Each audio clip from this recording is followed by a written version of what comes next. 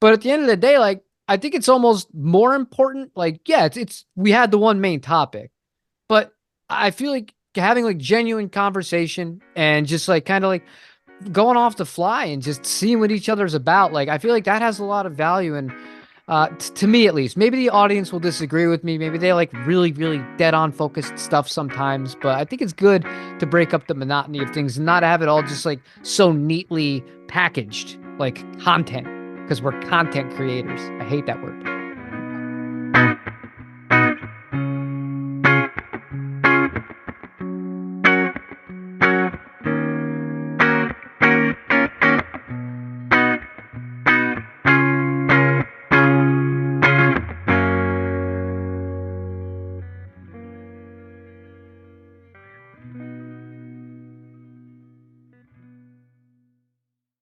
Hello.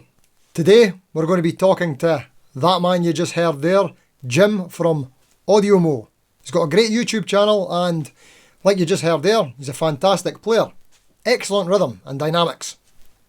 So this all came about after me annoying Jim for about a year on his Thursday night livestream chat. But it's also because I've got a really bad case of Jazzmaster GAS. And I'm pretty clueless about these quirky guitars, whereas Jim is a seasoned veteran of all things offset. So we're going to have a chat and see if we can maybe all learn something. And please do use the chapters if you need to. It starts off about Jazzmasters, but it definitely takes a few twists and turns, talking about gigs, hot sauces, if drummers make good guitarists, and how tall Tom Cruise isn't. Right, let's get to it. Here we go. Hey, Jim. How's it going? Nice to meet you. Nice to meet you too, Steve. How are you today? I'm very well, thank you. Right, so bear me a second. We'll speak just in case anybody isn't aware of Jim and Audiomo, the channel, which you should be, of course. But if you're not, you, of course, have to check out his channel. And one of Jim's specialities for the length of time I've been watching him anyway, dipping in and out of the channel, but more recently, like say the last year, I've been watching more regularly. But you're very much an offset guy. I wouldn't say that's your only thing, but it's a big hole in my game, and I'm very interested in this kind of thing. But it seems to be very much a strength and an interest of yours. Would you say that's right? Yeah, I think that's pretty much the niche I found myself in somewhat accidentally. I think of myself as a Telecaster player, but I just have loved offsets, and I gigged an offset for a decade, and it became something that I had a lot of interest in, and yeah, it just kind of happened. Brilliant. Great stuff. So when it comes to offsets, we've got, we're talking mainly the Fender offsets, yeah? So Jazzmaster, Yeah. Jaguar. Do we include the Mustang? Absolutely. Jagstang? Unfortunately. What other Stangs? Starcaster? That's more, I wouldn't put that as an offset, no. It's an offset. But it's not an offset. That's like saying a Coronado is an offset. It's technically not centered on the body, but nobody's gonna think of it as an offset. Okay, okay, we'll go with that. But I know what you mean, the traditional offsets, yeah. Yeah. The Starcaster's too much of a rare beast. But anywho, yeah. So what would be your preferred offset then? Jaguar and Jazzmaster are probably the big players. That's down to preference. It's there. I would throw the Mustang in too, as far as like the three that you have to at least try, because they're so vastly different from one another, and depending on your musical style, like you could do a lot with all three, but you'd be surprised which one's the most comfortable.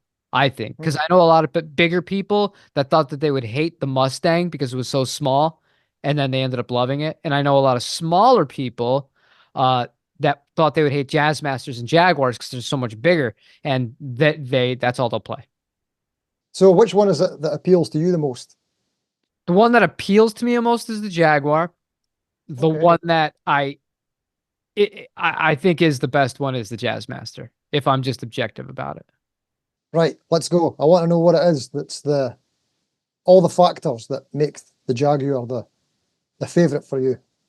Well, what I like about the Jaguar, before I get into the Jazzmaster, is you know how some guitars, the tension on the strings is just crazy, like really stiff when you tune it to standard.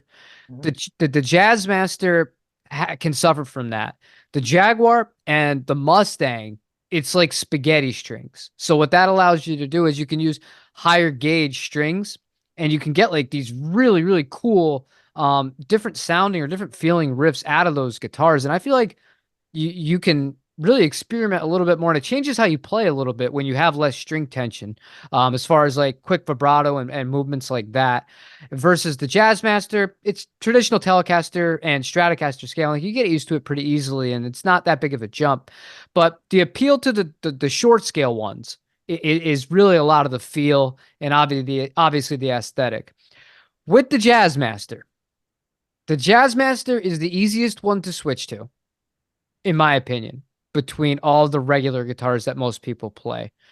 And it has the best neck pickup out of any guitar, I think, from a single coil. And for clean sounds especially, I don't think anything beats it. That combined with the vibrato on the two of them, the Jazzmaster and the Jaguar, they're the absolute best in the business, period. Right. Well, this is one of the main sort of concerns I have, if you like, with going down the route, because I'm very much interested in getting a Jazzmaster this year. Or so I've been thinking of either picking one up or doing a parts caster build, one of the two. Got it. But then I've been thinking about what it is that why do I want a Jazzmaster? You know what I mean? Why Basically do just, you want a Jazzmaster? that's a good question. It's because you just want all the things. No, but really, it's more down to the jangle and the tone. Do you remember on one of your live streams? By the way, Jim has a live stream every Thursday. If we're in the UK, he's going to be on at 5 p.m. But what time is that for you, Jim, for your viewers? 12 Eastern Standard. There you go. All these times you can get Audiomo on the live stream. And yeah, on one of your live streams recently, I was saying to you that I'd been listening to that album, the Santino Surfers. Yeah. And the player, the guy, Jonas Krag, I think his name is, he's using a lot of offsets and a lot of Jazzmasters and Gretsch and just these sort of bright, jangly type of tones is what the appeal is for me, for the Jazzmaster. And I just wonder, see, I would want to make compromises because this is what I want. I end up just wanting to make every guitar that I've got the same guitar. Yeah, I understand that. Yeah, so I would worry that, oh, right, okay, I just end up with a Jazzmaster shape, and then, oh, we'll just make it HSS, and we'll put a 2-point stem on it, and then it just becomes a Strat again. So there are a few builders that build Jazzmasters like that. Yeah. So that's it. So yeah, I have to learn myself that the Jazzmaster has to be its own thing.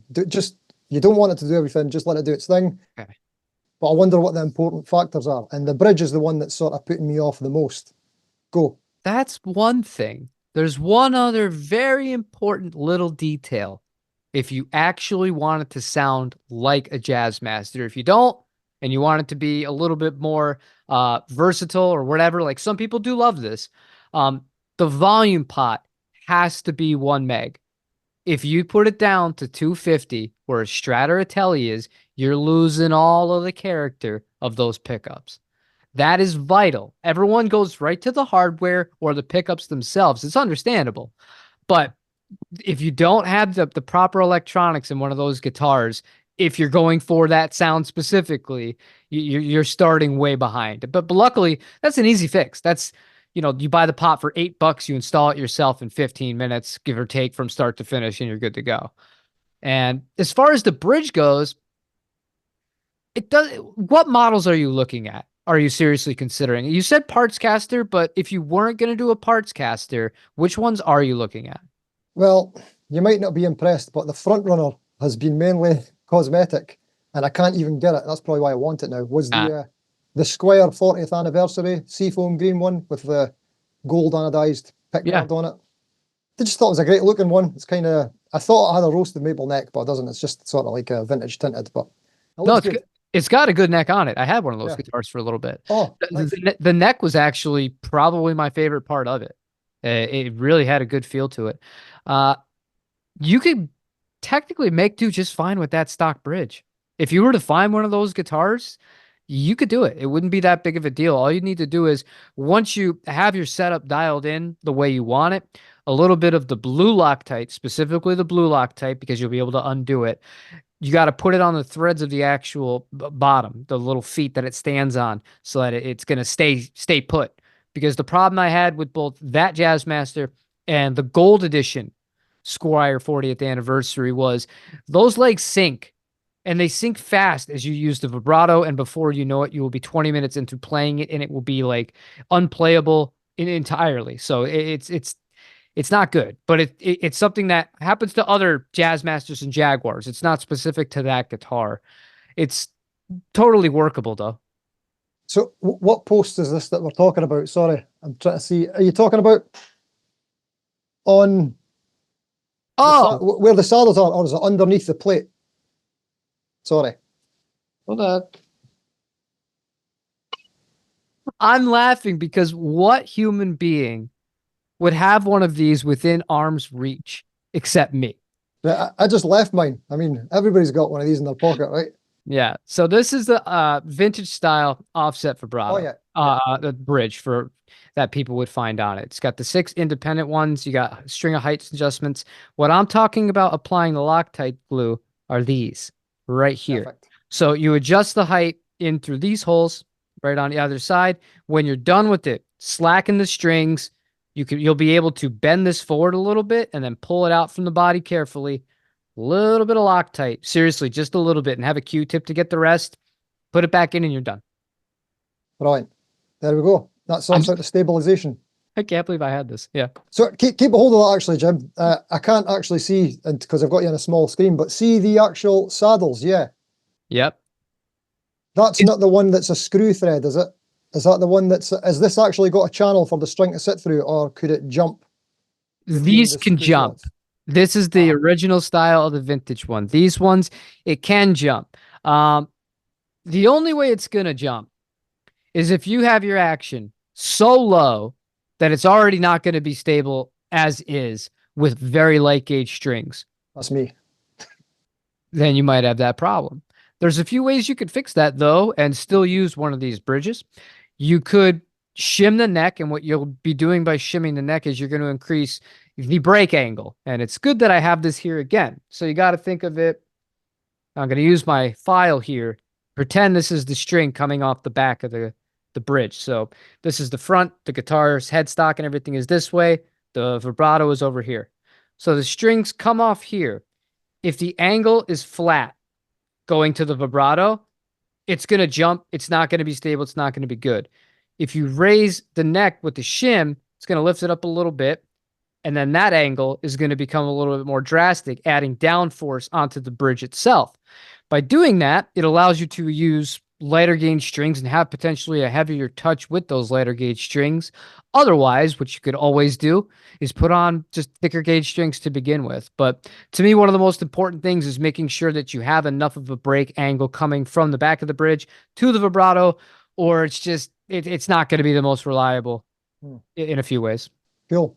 Excellent, mate. Thanks for this. Great top tips. I told you, people that are watching, Jim's going to deliver on the Jazzmaster minutiae. Yeah, I've made too many mistakes in my life to not learn a thing or two. One last question just on that same thing. Yeah. Are there alternative saddles you can get for that bridge that just sort of avoids the issue altogether, or do you still need that break angle whether? Yeah. I mean, you could put on different saddles, but it depends which issue you're talking about. If you're talking about the jumping,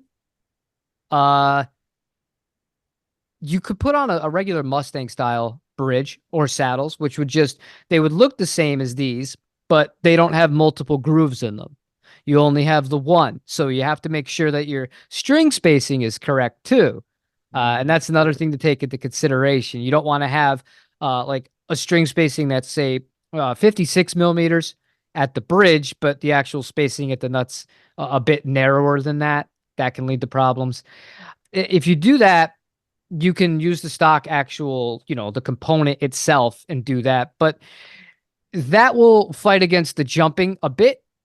You can always use one of those. That's just fine. And I don't know. I'm not the biggest believer after all of these years and trying almost every bridge for these guitars in saying you have to spend $200 on a mastery one.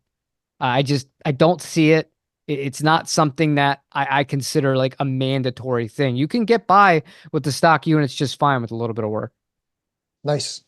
I was wondering if Mastery was going to come up. I was actually going to ask that, but Sure. I'll put that to the side for now. I'll maybe need to catch up with you another time, Jim, for another Jazzmaster deep dive, because I know we don't have a lot of time because you're a busy guy. We'll But figure it out. yeah, it'd be good if we can catch up another time. But I also wanted to, I can't remember the name of it. I was hoping to check this before I spoke to you. When I went to the Birmingham Guitar Show, there was a guy with a booth who had this Jaguar redesign thing, and I was hoping I could send it to you so you can have a look before we spoke, but I'll do that for the next time. I was Send you a gonna link say of I didn't what it get is. that. Okay. Yeah, yeah, I'll send you that, yeah. So just so we're not talking about bridges the whole time, That's fun. I want to ask you something else about the Jazzmaster. Sure. I had it in my mind. It's possibly went. That was it. So if I went parts caster route, Okay. body weight's an issue for me in my guitars and both for my physical health. But what I was thinking is I've been looking at a lot of thin line bodies, Jazzmaster bodies, just because they look super cool. But I'm assuming they're going to bring the weight down too. What do you think? It's funny you say that. Yeah. This morning I was looking at a very rare Jaguar, and Another one. Jaguars are typically much heavier than Jazzmasters by about a half pound or so. But this one still weighed 8.3 pounds, roughly, yeah, right around 4 kilograms, something like that.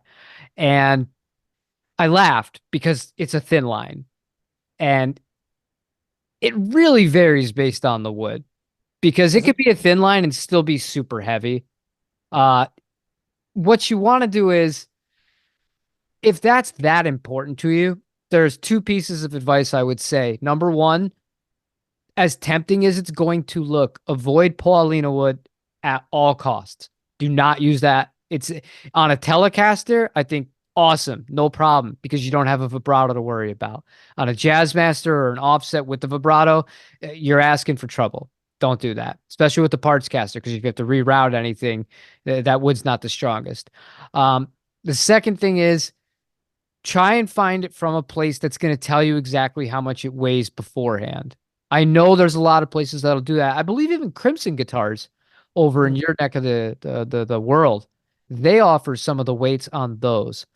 What you want, if you want the guitar to be under the weight that I just said, under 8 pounds, uh, you want to try to make sure the body itself is around, before hardware, 4 pounds 5 ounces. This is the best info that I need to know because I've seen bodies for sale, but and they tell you the weight, and it's just like that means nothing to me No, because unless it's a guitar. 4 pounds 5 ounces before the vibrato and the other hardware, you're in decent shape. You're in Nice. decent shape. But you could get lucky. And one thing I really like about the classic vibe specifically, um, you're either going to get very unlucky and it's going to be 10 pounds. But I've seen them as low as 7.5 pounds. And another thing worth considering are the standard Japanese traditional 60s Jaguars, which come with much better hardware than the classic vibes. And they're very light. I have a pink one of those right now that is 3.2 kilos. And that is unheard of for a Jaguar. It's unheard of. And I realize I keep going from Jeremy Clarkson Jaguar to Jaguar. It's just, I don't know. You say it, then I say it, and then I remember Top Gear. But the basswood bodies are not as bad as people like. They have this really bad rap. And I know you play a lot of other budget guitars outside of offsets. I don't Yeah. have this negative stigma of that wood. I just don't have it. Yeah, it'll dent a little softer, but at the same time, if you're just like bashing your guitars, what do you expect is going to happen? It's not just going to combust from being not made of alder. Yeah, that's it, of course. Yeah. I get you. Very cool. Right, that's Yeah. great info, Jim. It's going to be super duper helpful to me. I just want to show you one more thing just to see your Okay. thoughts. Because I actually forgot I've kind of got a Jazzmaster, but I don't, but I do. You don't, but I'm curious. Oh, okay. Yeah. It's a two-pointer. Is it a Jazzmaster? I mean, Well, technically it's a Jazzmaster, yeah. it's not even a Jazzmaster. It's a Squire Affinity body but I've got a Fender baritone neck on it. That's even cooler than a Squire then. Totally, 100%. Yeah, way cooler. And you have you have a trem system on a baritone? That is awesome. Is that a tank though? Is that really heavy? No. It's not too bad at all. Well, I think these affinities are quite light. I don't know what they're made out of. I think like fluff or something. Fluff or whatever. They'll pass as wood over in Far East some places. I'm going to guess it's poplar. Be poplar or basswood, probably poplar. What gauge of strings do you use on that? Oh, believe it or not, it's light. I think they're 13 gauge. That's pretty light for a baritone. Yeah. Yeah, I'm tuned down to A standard, so it's kind of floppy. Yeah, I was gonna say you're asking for it, but if it stays in tune for you, power to you. No, it doesn't stay in tune, but it's fun to play. Then there's your problem. That's it. And I never use the trem, but anyway, great stuff. Yeah. Right, Jim, thank you so much for giving us some of your Jazzmaster knowledge and just for chatting in general. And hopefully we still got time. We still have time. I know, but I thought we were going to do a video for your channel too. I don't care. You don't care? No. I don't care. I'm not that kind of person. Like, I don't know. I should be. And this is funny. We can talk about this for a minute. Right? I'll have fun. All right. Okay. You know, when it comes to this stuff, I fully understand the game of it. I should be better at it. I've done this long enough where it's like, all right, well, you got to have this piece of content. You got to have this. And just like, and you want to make sure if somebody is kind enough to spend their time with you, regardless of whether they have 100,000 subscribers or 50 subscribers, they're still taking time out of their day to do this, right? So you want to make sure that the other person feels like they're getting something for them too, which is kind of what you're trying to do right now. And I do appreciate that. But at the end of the day, like, I think it's almost more important. Like, yeah, we had the one main topic, but I feel like having like genuine conversation and just like kind of like going off the fly and just seeing what each other's about. Like, I feel like that has a lot of value. And to me, at least, maybe the audience will disagree with me. Maybe they like really, really dead on focused stuff sometimes, but I think it's good to break up the monotony of things and not have it all just like so neatly packaged, like content, because we're content creators. I hate that word. I never use it either, but here, beautiful sentiments there, Jim. Can't agree more. That's very kind of you as well. I was just hoping we could, like you say, tit for tat kind of thing. I understand. Keep it another time because the sort of one of the main reasons I was wanting to talk about Jazzmasters and pick your brain, and I wanted to meet you as well, which is great. But I know you've got the move happening just now, so I was trying to sort of also help you out and give you something that you could post up as well while not worried about low effort. Not worried about it. No, because it's I don't know. You don't have kids, do you? No. See, that's it. Because my thing here is, and this is not one of those like, oh, I'm this because I have a kid. No, what you realize is, this is just the brutal reality, is nothing is about you anymore. So to me, it's just like, oh, whatever. I don't care. Like, I don't expect anything back from anything. So if I get something back, I'm like, oh, that's cool. Great. But I don't have any expectations. I wanted to ask you a few questions though, Steve. How long you been doing, not YouTube, real, like actually playing guitar? Started when I was 14. So I think I'm the same age as you, or close enough. Yeah, close enough. But I'm 42. Yep. So whatever maths that makes, that amount of time, that's how long I've been playing. It's not been a strong point. It's 28. Yeah. There you go, 20 years. Nice. Not 30 yet. What'd you start with, and what made you actually want to learn how to play guitar? Like, what was there a band? Was there a song, or was there a concert you went to and you said, I want to do this? I'll tell you the story, right? We'll go long stories, right? Here we go. So I got my first guitar when I was 7. Hold on. You ready? Yeah.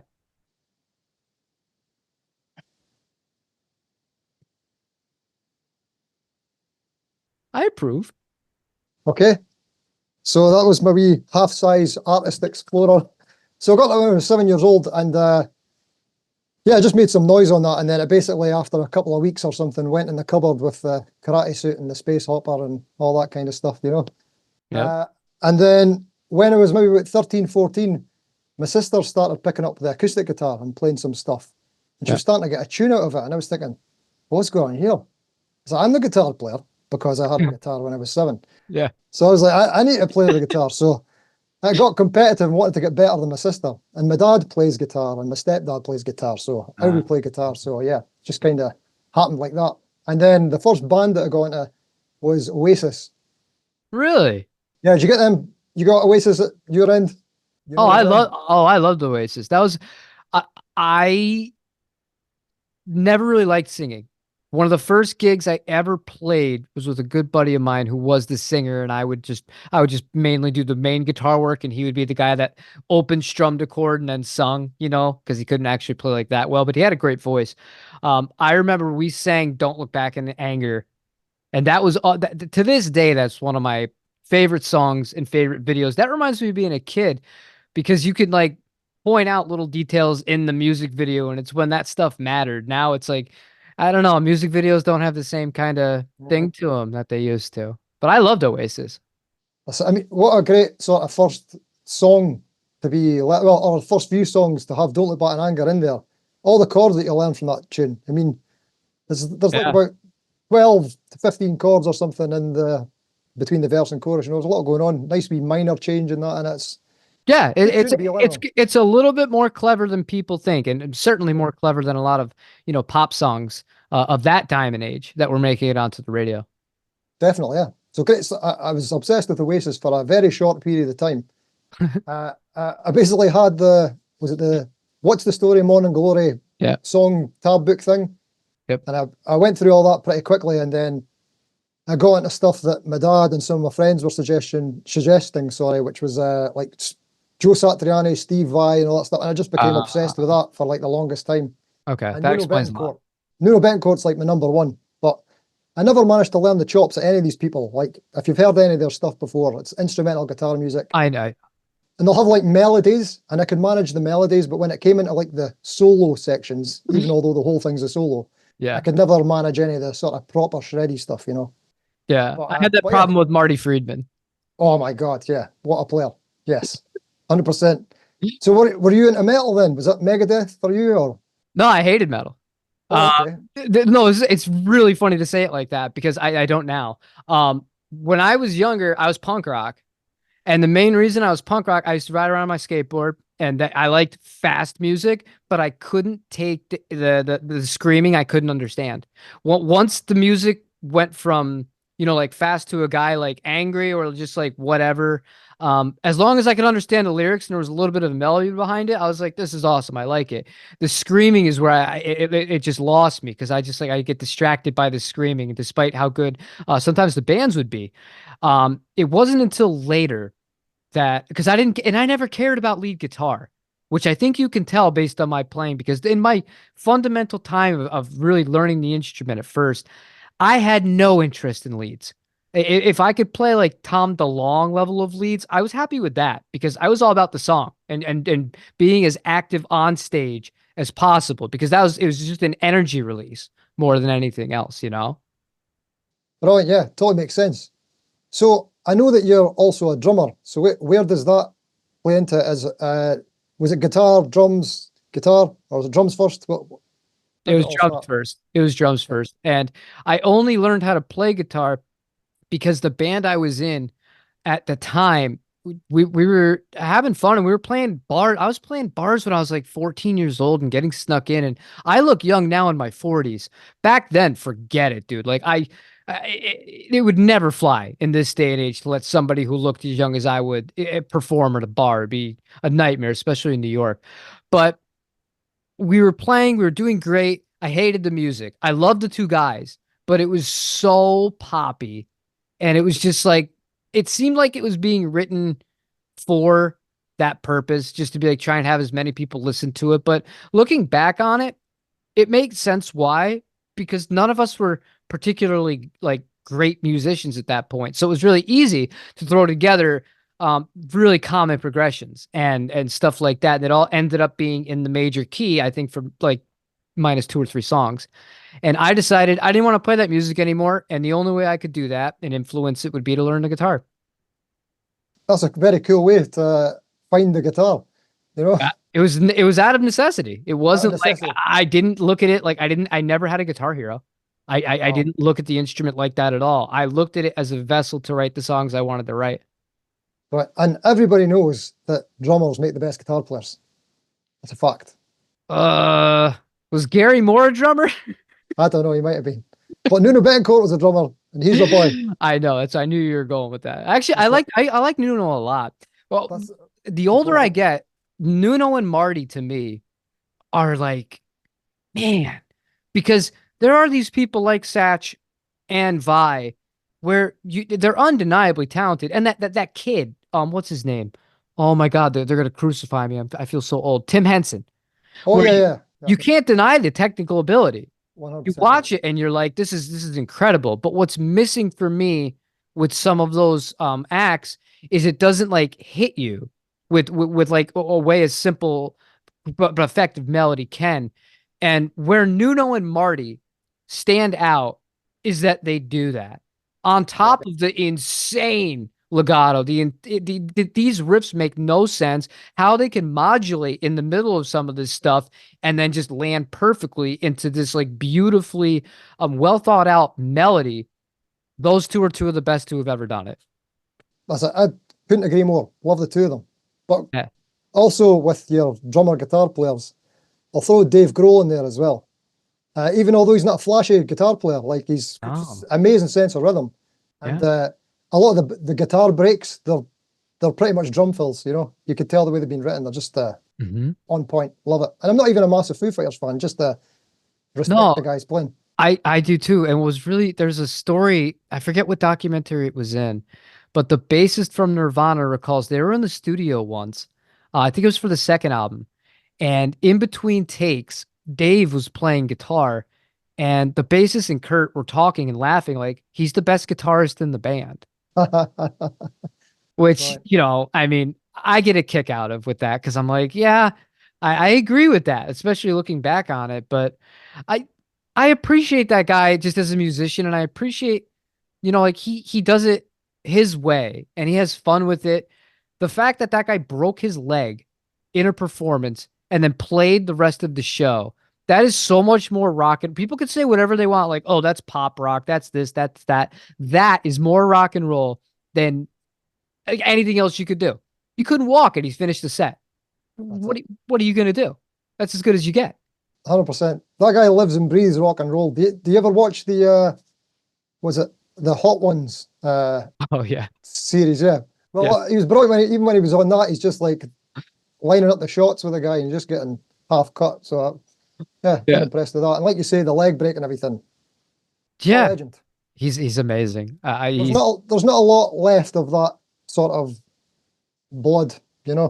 Too long. No, and I know Noel Gallagher is still playing with his high flying birds. I Yeah. guarantee you though, he broke a leg. Not only is he not playing the rest of that show, he's taking a year off. Oh yeah, 100%. Oh, But actually, you only mentioned him. I brought him up again because you said Hot Ones. I yeah. think on his Instagram today he posted some trailer. I think he's going to be on it. Oh, nice. So Cool. I can only imagine how pale he is and how red he's going to become. If you think you're red, he's going to be brutal Oh, after Hot Sauce. I wonder if he'll complete it. That'll be interesting. Very few have failed. Ricky Gervais, I love Ricky Gervais. He failed it. He Yeah. didn't manage to complete it. Yep. And then some people that you don't think are going to do well at all, it's like they do the final wing and it's just like, whatever. It's like, I saw, who was it? Stone Cold Steve Austin, of Right. all people, everyone's childhood hero. If you're our age, that guy was awesome. And he was really nervous at the beginning of the episode. By the end of it, he eats the last swing and just like, what were you nervous about? Like, Mm. you did fine. He's just like, hell yeah, let's have some beers. I'm like, Jesus Christ. Good on him. Yep. I'll do a wee spin round on the Noel Gallagher thing and something you said earlier as well. So Sure. you're talking about some of your first gigs you remember was like 14 years old in bars. Yeah. I think I was pretty much identical. I think my first gig I was either 14 or 15, and it was in a venue in Dundee called Lucifer's Mill, That's awesome. which is a great band name. Sorry, Yeah, bar that's name. awesome. And Oasis had actually played there just a few years before, before they made it. Yeah. Pretty cool. And Isn't then, that funny? yeah, that's funny. Yeah, the other thing I was going to mention was maybe about 2-3 years ago, I went to this. What was it? It was like a club night down in Manchester, and on the way back, my pal and I stopped at the Manchester train station to go to the bathroom. And on the way back from the bathroom, coming down the escalator, we're coming down. Noel Gallagher coming up the escalator. They're like, hey, how's it going? You just gave it one of them. Yeah. That was it. That was cool. Cool to see him just there, because, like I say, I idolized him when I was really young for a brief period. And yeah. Yeah, I was surprised. I met him in passing once, and Oh, wow. he was it was like nothing. Like he couldn't pick me out of a million things. We didn't have like an actual conversation. But the only thing I did take away from that was I thought he was a little bit taller, because I'm not a tall guy either. So I'm like, what? I'm like, are you serious? I'm like, do you wear like heels or something? Like, how is this working out here? But I always thought that was kind of funny to me. And it goes to show, like, when you're on the stage and you're on the television, you're larger than life. Like Tom Cruise. Tom Cruise is tiny too. So, Uh, yeah, it's funny how that works out. And Kevin Hart, also very, very, very small man. yeah. Prince. There you go. You can't let it stop you. The height. Nah. But I never got that experience with Noel Gallagher, because, like I said, I met him on an escalator. But apparently that's what he does. He just travels everywhere by escalator, so you can never tell how tall he is. Well, you were probably still taller than him, even when it was like, 3 steps distance at that point. At one point I was, yeah. I Yeah. think he was taller than me. I think I thought Yeah, never a level playing ground. But he'd do well in That's it. Japan. Not many extremely tall people out there compared to Europe and the United States. That's it. There you go. We're on the height. How did that happen? Yeah, because we're talking about Noel Gallagher. But There you, go. you right now you're playing in a band, because I see some Yes. clips of you guys. It's just covers pretty much straight up, or All covers, yeah. okay. That's it. We That's how mainly that's do how you make weddings. money. Yeah, that's how Yeah, you that's make it. money. That's it, yeah. Have you done that yourself? I take it you've done the Oh, cover gig. Oh Yeah. yeah. Oh yeah. Yeah. Weddings, wedding parties. They pay so well, and it's hard to turn it down sometimes because it's not very hard. Yeah, that's it. Well, I've done the covers for a long time, but this band I'm playing with now was the first time I played with the band in a few years. So I took a few years off just because I kind of had enough. But I'm really enjoying this band I'm playing with just now, because we're like a 6-piece, and we've got our bass player plays some percussion Yeah. along with the drummer. Our singer plays a bit of trumpet. The other singer plays a bit of harmonica. We've got a male and female dual singer. We've got keys. It's great. So a lot of the times my guitar part is just like a wee tick, tick, tick, tick, tick, tick, tick.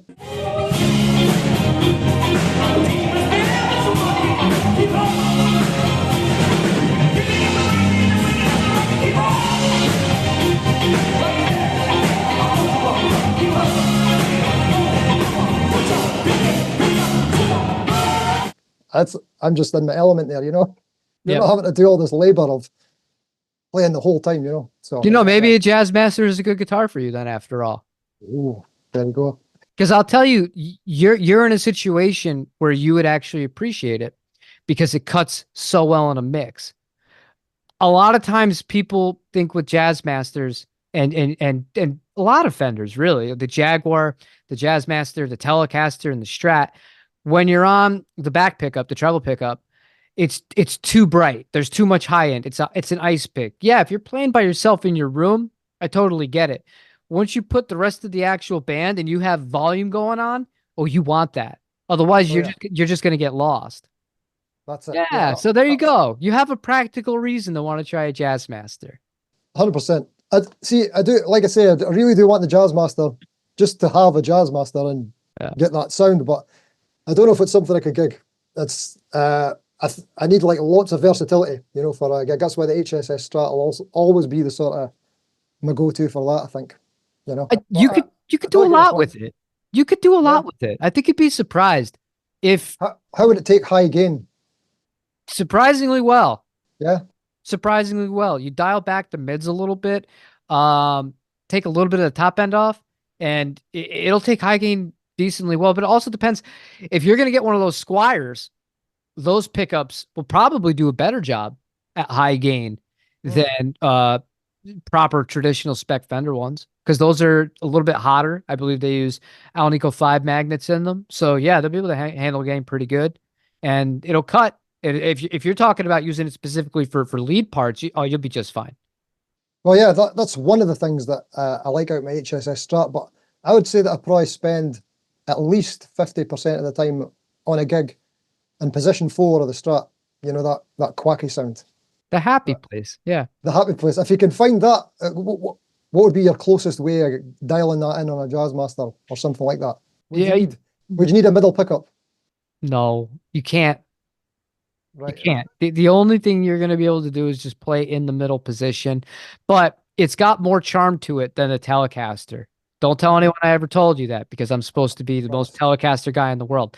But the middle position on a Jazzmaster, it's not the same as a Strat, but it's something. It's beautiful. Yeah, 100%. Yeah, I love it. I had is it a mod done to? Oh yeah, I could get it done on my Strat that I use. I've got a push pull on the volume that brings the neck in. So Oh on yeah. the bridge, I've got the telly middle position, but it's never the same. But you know, it's nice to have. Yeah, and sometimes I feel like we can get a little bit too distracted with all that stuff. Like Yeah. it's nice in theory to be like, oh, I could push this and that. Like the Corey Wong Stratocaster that I used to play out now, that has a push on the second tone that automatically brings me back to position 4, no matter where yeah. the actual selector is on it. On paper, it was like, this is amazing. I'm going to use this all the time. I never use it when I'm actually playing. I just go back to the selector switch and make sure I'm in the 4th position and I'm good to go. I remember you mentioned that in your video. I didn't know the Corey Wong did that. I thought it's a really cool feature. And I It's love the smaller genius. body shape idea. That's a great guitar. And that's a very modern guitar. And that guitar out of the box, it really, for all intents and purposes, is an HSS because it's got the stacked Seymour Duncan bridge. So it handled gain fantastically well. Big fan. Excellent. I've got one of those stacked Seymour Duncan pickups just sitting in a drawer. I've been waiting to put in my Strat. I'll have to do that one day. Yeah. So you're still gigging as well, Jim? I didn't realize you were still out. Sorry. Yeah, no, it's not as much. And obviously right now, I have nothing until we move. But then once we move, it's all hands on deck again, man. And it's the summer, so Florida. There'll be a lot of outdoor events. I have a few fun guitars I'm going to be using for that. So no Jazzmasters. What do you mean? Oh, the rig? Yeah, well, no, what's your what is the band setup? Oh, depends. Sort of stuff. Well, what's going to be right now is I've already talked to a few places. I'm going to play by myself because I'm figured out a lot of bars will pay you money if you just show up with a PA system of sorts that is portable on your own. Like I use the Bose, the S1. Yeah. I go direct into that from the Line 6. I have everything wireless and I put on a backing track of just old surf music. And they pay me for that. And I will just play along on top of it. Right. It's so easy. And then in between sets, what you do is you just put on whatever playlist the bar kind of wants. And then you just go back in, you play 40 minutes here, 40 minutes there. Also for little parties, same thing. People just want mindless background music that doesn't have vocals sometimes. People always assume I can't gig if I don't have a singer, or I'm a guitar player, but I don't want to sing. And, you know, I don't see a way for me to be able to go play. You get creative. You don't have to just play surf music. There's all sorts of genres, so long as it doesn't like metal, it wouldn't work for because it's too much going on and you would just look weird playing, even if it sounded right, you just look weird playing it by yourself. But there's a lot of places that'll pay for stuff like that. And then outside of that, duet with my wife. Excellent. That surf idea sounds absolutely amazing. That sounds really cool. It's almost like and don't take this the wrong way. I don't mean any disrespect. I mean this in the best way. Like a niche DJ who only plays like no, that's exactly right. Music or something like that. But you're talking surf, but plus you're giving the element of playing something and something to visually watch. That sounds amazing. That's absolutely spot on. You have to, and that's the thing. If you want to, like, we're in our 40s, so we know what it's like to actually try to make a living doing this. You have to play to the audience, and sometimes you have to make concessions. How bad is it really? Like for me, I already like surf music. I get to take my offset. I'm gonna play with the Jaguar out there, and that's what I've been planning around because it's light, and I don't have a Jazzmaster that I want to gig right now because they're all too dear to me. But you go out, you get to have fun. It's a low pressure environment. You make people happy, and you get paid for it. How many people get to go to any given job at any given day and do something that they don't like hate. Because I know a lot of people that they hate their job, and it doesn't matter how much money you make. There is something really rewarding about being able to make money doing something that you don't hate. That you don't hate. I love that you put it like that. It's perfect. Yeah, it's true. But yeah, I'm the Because same. that's not what you want. I mean, like Yeah, ideally, we're all playing in our own music, original bands, and doing just that. Not that's filming it. product reviews for YouTube and all this fun stuff, right? But you do what you have to do. That's it. Well, I mean, I'm obviously a lot newer to the YouTube than you, and I'm still sort of enjoying that honeymoon period kind of thing. Yeah, But yeah, I'm the same. Like I'm so lucky that my sort of main job's like a teaching gig at school. yeah. I'm gigging at the weekends, and I'm doing the YouTube. I mean, living the dream. You know what I mean? No, So you I'm really are. very very thankful for my situation because a few years ago I was pretty much working full time with the NHS, and I'd been doing that for like 16 years, Yeah. and I didn't enjoy any of that. So yeah, this is what you learn as you get older, like you say, in your 40s and whatnot. No, it's prioritizing, and you literally just mapped out the timeline of it when your priorities are like, okay, well, I'm miserable, and overall, you could have millions of dollars, but if you're Yeah, not happy and you wake up every day dreading whatever it is that is in front of you, you have to seriously evaluate, no matter if you're a musician or whatever, man, like some other way to better it because, the people around you, they'll notice that too. And then you'll attract oh yeah. better people to be around you and all that fun stuff. And we got way deep. Sorry. Yeah, yeah. No, but that's it. You're right. When you hit near 40, it's like, okay, that's long enough to be miserable. Uh, let's change something up now. Yeah, life's too short to be too miserable all the time. That's why I like to keep my anger and my rants at private equities firms that destroy brands I loved when I was a kid. There you go. But we'll save that for another stream. How's that sound? I know. That's why I was trying to give you a segue. Ah, right, okay, perfect. Sorry, you need to get cutting. No, you're But fine. here, Jim, we'll chop this up for both channels. We'll have to do that. No, just post it on yours and I'll post the link to it. You stop it. I already explained to you. It is what it is. The more people that see it, the better. It'll be happy. It's fun. And I hope that you all, if you made it this far into this, that you enjoyed it. Thank you for your time. So there you go. That was Jim from Audiomo. What a cool guy he is, eh? Huge thanks to Jim for taking the time to do this and suffer my novice Jazzmaster queries, especially as he has so much on right now. He's moving house, and I think he has 2 parties for his daughter, a birthday party and a graduation or something. A lot of stuff going on. He's a very busy guy right now. The original plan was to divide this into 2 so that Jim had something to post that was kind of low effort during his move. But as you can see, he certainly put me in my place there. I got tilt. So, if you want to see more of Jim, then of course, get on over to his channel, link in the description, and check out some of his videos. It's like really high quality stuff. Very unlike this channel. He has this amazing ability to record like a 10-minute video in one take. It's just amazing. I'm in awe of this skill. As you can see here, I could barely string together a sentence without having to make an edit. Like this.